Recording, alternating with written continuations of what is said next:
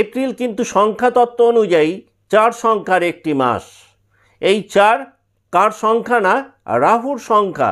কয়েকদিন আগেই আপনাদের দ্বাদশভাবে রাহু তার নক্ষত্র পরিবর্তন করলেন, অর্থাৎ তিনি পূর্ব ভাদ্রপদ নক্ষত্রে সঞ্চার করলেন, যে নক্ষত্রের অধিপতি গ্রহ হলেন বৃহস্পতি, আর এই বৃহস্পতি মেষের ভাগ্যাধিপতি। তাহলে রাহু অবস্থান করছেন বর্তমানে আপনাদের ভাগ্যপতির নক্ষত্রে, এবং এই মাসটিও কিন্তু রাহুরই মাস। মেষ রাশির অধিপতি গ্রহ হলেন মঙ্গল, যার সংখ্যাতত্ত্ব অনুযায়ী 9। 2025 সেটাও কিন্তু 9 সংখ্যাকে ইন্ডিকেট করে।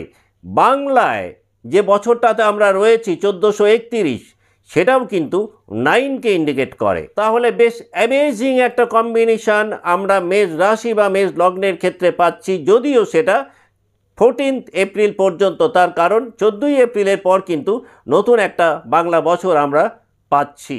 যারা ফাইন্যান্সিয়ালি ভীষণ আনসার্টিনিটির মধ্যে ছিলেন, আর্থিক অনিশ্চয়তার কারণে যারা কোনো পদক্ষেপ নিতে পারছিলেন না, এপ্রিলে কিন্তু দেখবেন সেই আর্থিক অনিশ্চয়তা অনেকটাই কাটবে।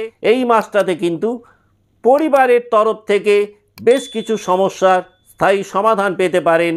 মেষ রাশির যে সমস্ত জাতক বা জাতিকা ফ্যামিলি লাইফে কিছুটা জটিলতার মধ্যে ছিলেন, এপ্রিল 2025-এ সেই জটিলতা থেকে নিজেদেরকে মুক্ত করতে পারবেন। অনেকটাই স্বস্তির নিঃশ্বাস মেষ কিন্তু ফেলতে পারবেন এপ্রিল 2025-এ।